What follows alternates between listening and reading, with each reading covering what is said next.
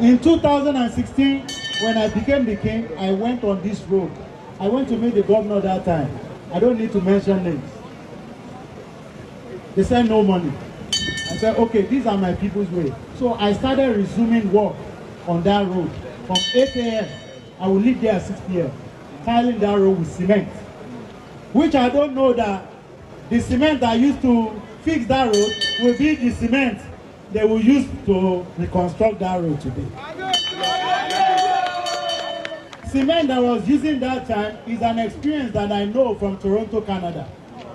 Our road 401, which is the longest road that you can say, 401 spans from all the way Maritimes, Nova Scotia, to all the way to Vancouver. They use cement to do it.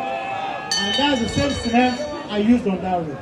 And I fixed that road 44 kilometers.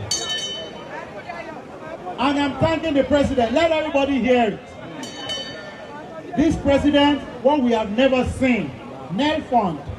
I've never heard about Nail Fund. I only heard about it, financial aid in Canada, in America. That's where we heard about financial aid for students. You students, let me tell you, if you don't vote Bola Ahmed Tinubu, your life, you are playing with your life.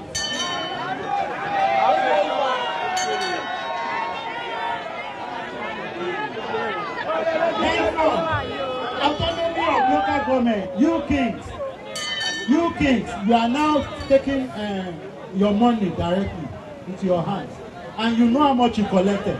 Kings here, they know how much they collect too. When there was no autonomy, I have collected as a paramount ruler. Paramount ruler, they collect 100,000 per month, 300,000. But when this autonomy comes, oh, and you're buying, hold on.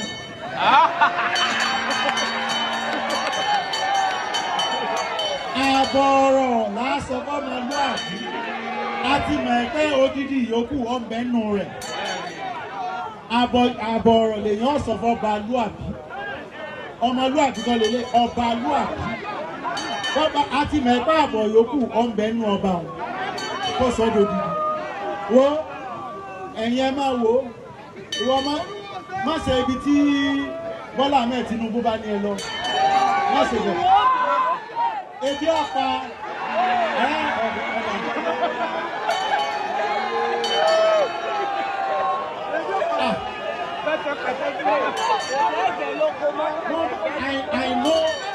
I know how many kings are paying their salary, and I know how much they have. Minister, Excellency David Umahi, I know the amount that we collect before.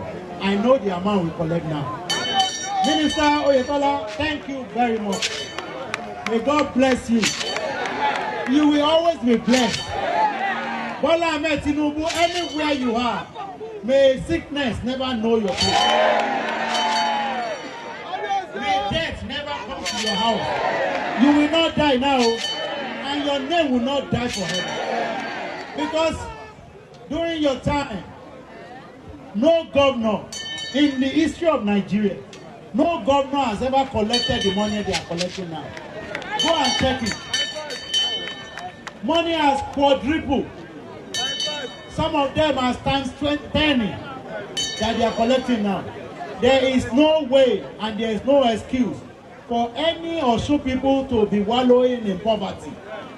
There is no excuse for Lagos, Ogun, Ondo. They are citizens. The president cannot come to your house. He will only give it to your governor. And the governor should come and do it for you. Baby bank power, percent of your in Soyoku.